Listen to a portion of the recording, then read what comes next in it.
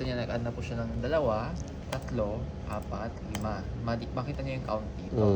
Pag hindi niyo po makita yung count niya, pwede niyo lakayan yan. Kiklik niyo lang itong menu. Okay, tapos may option po tayo dito for panel option.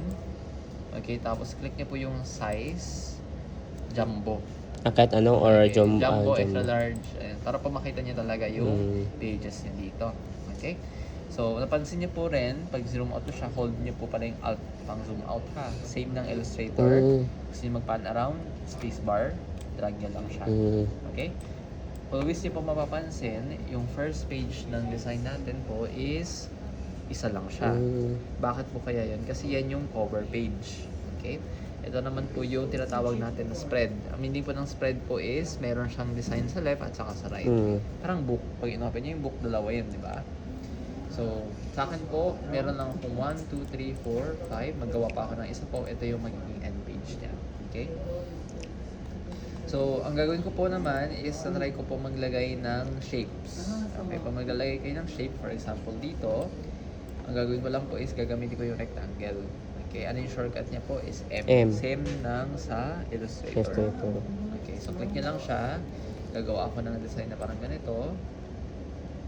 Sa may taas lang. And then, pwede ko palitan po yung kulay. So, saan nyo papalitan yung kulay? Same sa Illustrator. Dito lang, double click. Okay, tapos pwede nyo piliin. Let's say, gagawin ko siyang blue. And then, okay. And then, dito po magagawa ko ng isang, shape. Ayan siya. Tapos, double click ko lang po ulit. Gawin ko blue. Okay? Pag mag-add po kayo ng text, important to note po, hindi nyo pwedeng i-click lang yung text tool, tapos i-click nyo lang yung parang sa Illustrator. Hindi siya gumagana ng ganun. Hindi gumagana. Kailangan nyo po mag-create ng tinatawag natin na text box always. Okay, so let's say, nalagyan ko po siya ng ano dito. Pakalanan ko to title. So napansin nyo po, nag-work lang siya yung nirag ko na. Okay, yung ano natin, yung box. So kailangan nyo gumawa po ng box every time ha. So gagawin ko ganyan. Tapos i-increase ko yung text niya, yung size. Dito nyo gagawin yon sa may control panel. Kaya po sinabi ko kanina, kailangan nyo enable yan. Okay, so click ko lang po siya, kita nyo mag-increase. Pag gusto nyo po mag-increase yung size ng mabilisan, i-hold nyo yung shift. Okay, tapos click nyo to. Kita nyo? Lumalaki siya ng mabilis. Diretso siya agad. So, yan po yung title natin. Maglalagay naman po ako dito ng sa ilalim ng simple text lang. So, mag-create po ako ng text tool ulit. Draw ko lang po yung shape natin ulit. And then, pwede akong maglagay dito ng placeholder text. Meaning po ng placeholder text yung parang text lang na para lang sa layout. Okay, so paano po yun? Right-click nyo lang siya. Tapos, meron dito option po for fill with placeholder text. Ito pong option na to, palagi nyo yung gagamitin kasi gagawa tayo ng magazine mamaya. Okay, so pag-click nyo yan, kita nyo, nag-generate na yung text kaagad. Okay? So, obviously po, yung text na to, pwede nyo yung palitan mamaya, wala namang problema. Okay, and then napansin nyo rin po pala, meron tayong parang line. Kung gusto nyo tanggalin yung line na yan, pumunta lang po kayo dito sa may view. Okay, tapos press nyo lang po yung option dito for extra, and then high frame edges. Okay, hindi matatanggal siya. Okay.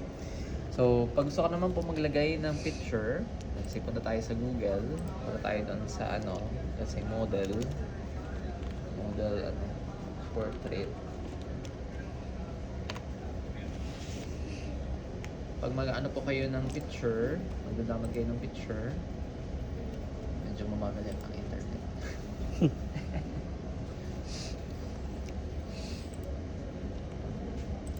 Okay, I think po meron namang picture dito. So, punta na lang tayo sa may file po ha. Import po yung tawag doon ha. Kung sa import po. Pag gusto niyo maglagay or place po, pwede rin naman yun. Ay, may place in din? Ito po yun, place. Meron din? Meron po. So, click nyo lang po siya. And then, punta tayo doon sa downloads. Tingnan ko kung may picture dito. Kasi ito pong, itong pagkain, lalagay ko siya. I-double click ko lang po siya. And then, kailangan nyo lang siya i-drag. Pag ganon, maglalagay na yung picture. Diba?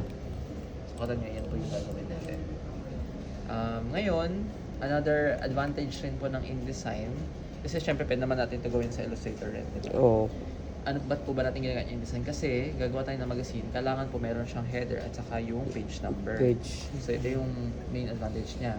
Pag maglalagay kayo ng ng footer, let's say gusto ko ito page number 2, 3, 4, 5, ganun, di ba? Automatic. I-double click ko lang po ito. Yung A parent option. So double click. Tapos zoom in ko po dito sa ilalim. Dito ko lalagay yung design. Click ko lang po itong text tool. Tapos i-drag ko lang po siya pa ganito. Okay, tapos sa type ko po dito page. Okay, hindi nyo type dyan page 1, page 2. Ang gagawin Hindi nyo, na? i-right click nyo lang po siya. Okay? Then, dito po may option tayo for insert special character. Tapos, press nyo po yung option dito for marker. Okay, then, kiklik nyo lang po yung option to for current page number. Okay? Pag click nyo po yan, kita nyo yung name niya maging page A. Hindi po niyan tama yan. Tapos, gagawin ko lang po, i-duplicate ko lang to by holding Alt and then drag. Ganun. Hindi siya automatic nakalagay. Kailangan niyo po A, talaga B. i-duplicate siya sa other slide. Ngayon, ang gagawin ko po is mag-exit ako dito sa A master. Double click ko lang po outside dito. And kita niyo po meron na tayong page number 1, 2, 3, 4, 5. Okay? Tapos pwede niyo rin po ito lagyan ng plus. Kita niyo pag nag-add kayo ng bagong page, nagiging automatically adjusted na siya. Ayan. 8, 9, 10, 11, 12, gano'n. Okay, so hindi na lang palagi po i-type. Pwede rin kayo po maglagay dito ng header actually. So, let's say for example, ako sa may file po ulit and place. And then, kunyari, ito yung logo ko, yung yung laptop lang. Kunyari, lagay ko lang sa may top, di ba? Pag dinupigay ko lang siya sa kabila po, nag-exit ako dun sa e-master dito. Wait lang po ha, kasi actually dapat dito siya sa may... Pwede pala siya sa resume, no? Pwede po yan, yes. Ito ko siya lagay. And then, mag-exit ako. Kita niya po, lahat na ng page, meron na yung logo ng ng laptop. Ayan siya. Okay? Pwede logo dyan. Pwede po yun, yes. So, ngayon po, ang gusto ko naman i-show sa inyo yung gagawin po natin for the first project agad. So, gagawa tayo